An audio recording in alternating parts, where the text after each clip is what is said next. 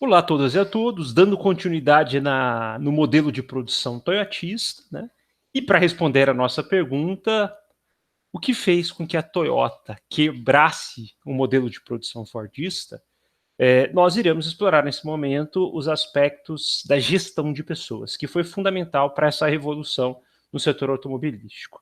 Lembrando que nós vimos na videoaula anterior que as questões estratégicas foram cruciais para repaginar esse setor. Primeiramente, lembrando que se a produção anterior era uma produção pautada na chamada liderança por custo, ou seja, eu lanço um produto no mercado, um carro barato, e ganho no volume da produção, já que a minha margem é muito pequena, porque o custo de produção ele é baixo, mas a qualidade também é inferior. O que a Toyota fez? Como a Toyota não estava conseguindo competir com essa realidade, por questões de capital e por questões de espaço físico, adotaram um modelo de diferenciação, que é lançar um carro com alto padrão de qualidade e alto valor agregado. Só que para conseguir isso, não basta apenas uma mudança de ordem estratégica, não basta apenas usar um modelo just in time, ou o que a gente chama também de produzir de acordo com a demanda, mas ter uma mão de obra altamente qualificada que consiga produzir esse carro e agregar valor a esse carro. Foi esse o segundo aspecto fundamental para a revolução do modelo toyotista que nós veremos agora, né? Então, primeiro ponto interessante, o investimento em qualidade de uma mão de obra de ponta. Antigamente, até 1940, 1950, a mão de obra que trabalhava na Toyota era uma mão de obra taylorista, diga-se de passagem, já que a função era apenas seguir as ordens de um supervisor, o trabalhador não pensava, ele era o que Taylor dizia, né? O trabalhador era burro, ele não deveria pensar, e ele simplesmente cumpria funções, já que o supervisor cumpria esse tipo de atividade. Então, o trabalhador nada mais era do que uma engrenagem num processo produtivo, né? Lembrando que todo esse processo produtivo tinha esteiras e tudo. No entanto, como nós vimos em videoaulas anteriores, a revolução no modelo de gestão de pessoas passa a questionar essa visão filosófica do homem. Será que o homem é burro mesmo? Ou será que se a gente der poder para esse homem, se a gente der voz para esse trabalhador, a gente não consegue obter mais dele, né? Não só operacionalmente, fisicamente, mas intelectualmente. Então foi essa mudança na visão da gestão de pessoas que a Toyota começou a qualificar sua mão de obra. Um rígido processo de qualificação de mão de obra, ao ponto dos trabalhadores do chão de fábrica terem uma função basicamente de engenheiros, né?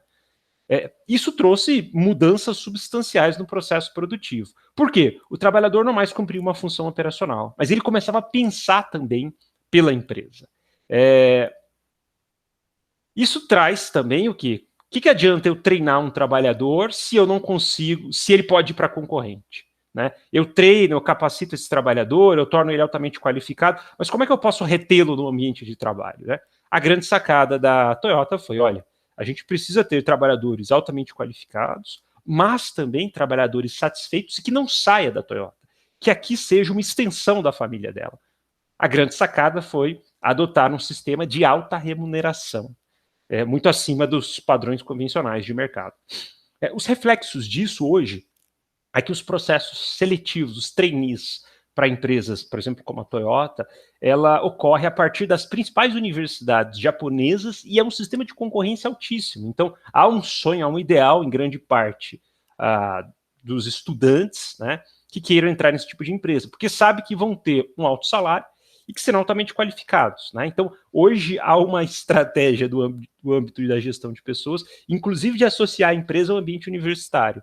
E os processos seletivos são concorridíssimos para entrar, para trabalhar na Toyota, já que já pegam os melhores estudantes. Além da remuneração, uma grande sacada da Toyota foi a proposta da criação de um contrato vitalício, ou seja, além de você receber bem, você pode ficar aqui o resto da sua vida. Para que sair daqui? Isso aqui é uma maravilha, você é altamente qualificado, você não só cumpre o trabalho com o teu corpício, mas a sua mente funciona. Você pode dedicar a sua vida a essa organização. Isso trouxe impactos estratégicos para a organização, uma vez que um trabalhador na Toyota passava ali o quê? Quase que o dia inteiro no ambiente de trabalho, né? Satisfeito porque recebia bem e tranquilo Lembrando das pirâmides motivacionais de Maslow, a segurança é o segundo aspecto da pirâmide motivacional, né? Então, as questões fisiológicas são as primeiras, eu tenho meu salário, eu supro a minha questão fisiológica. Mas suprida a questão fisiológica, a minha segunda motivação é a segurança. Que garantia eu tenho de que eu não vou ser demitido, de que eu vou ser trocado por um novo trabalhador? Quando eu sei que eu posso trabalhar nessa empresa e que eu tenho essa estabilidade, isso gera um conforto emocional, motivacional, né? Então, essa foi uma grande sacada da Toyota, uma coisa quase inconcebível de se pensar em outras empresas, principalmente americanas, né? Não só isso, o que a Toyota fez? Se eu tenho um trabalhador altamente qualificado e um trabalhador satisfeito, e sabendo que ele não será demitido por qualquer motivo, eu posso colocá-lo para participar mais próximo da gestão, né? Que é o que a gente chama dos modelos de gestão democrática, muitas vezes, que nós vimos em videoaulas anteriores também. Qual que foi a grande sacada da Toyota? A criação, por exemplo, de um banco de ideias. Quem melhor do que o trabalhador que está na linha de ponta, observando todos os processos produtivos e que consegue enxergar um erro ali? Olha, estou vendo um erro aqui. Nada melhor do que quem está na ponta para ver os erros que passam por todo o processo produtivo. E se esse trabalhador ele tem espaço para emitir ideias e melhorias do processo produtivo, isso enriquece a qualidade do produto. Então, a Toyota criou, por exemplo, estratégias de banco de ideias, né, e alguns números interessantes.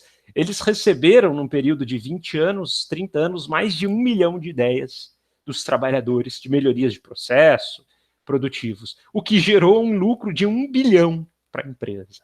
O que mostra, por exemplo, nesse caso em particular, que ter um trabalhador cumprindo uma função operacional, mas também intelectual, diferente do que pensava Taylor, isso pode agregar mais valor para a empresa. Claro que os críticos vão dizer que aí você está ganhando, você está sequestrando não só o corpo, mas a mente do trabalhador, né? Enfim, mas esse é um outro assunto.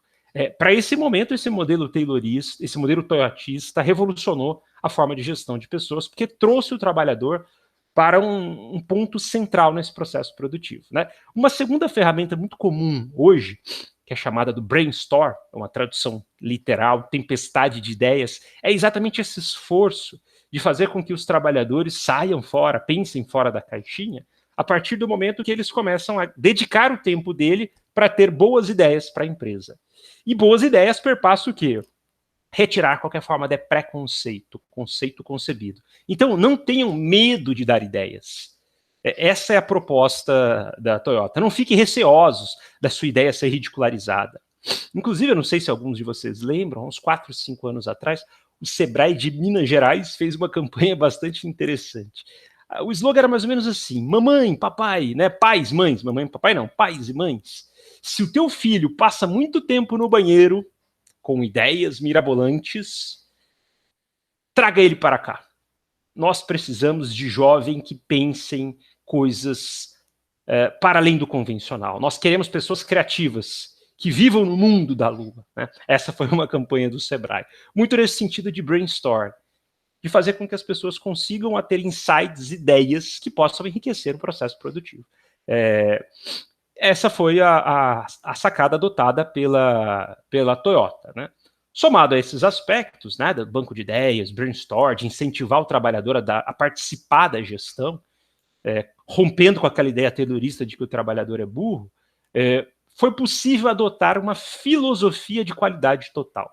Quem nasceu na década de 80, 70, que está assistindo o vídeo aqui, que são a minoria, vocês vão lembrar que a década de 90 foi um modismo qualidade total.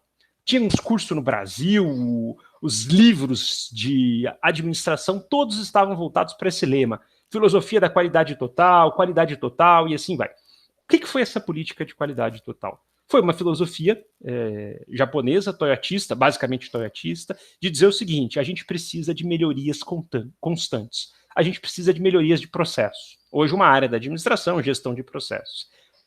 E o que eles fizeram? Se a gente tem trabalhadores altamente qualificados e trabalhadores satisfeitos e trabalhadores participando para a melhoria da empresa, vamos condensar energias para que esses trabalhadores se organizem e tecnicamente pensem em redução de custos, por exemplo, e em otimização de processos. Disso surgiu, por exemplo, uma gama de ferramentas, que se vocês tiverem interesses, depois a gente pode usar, né?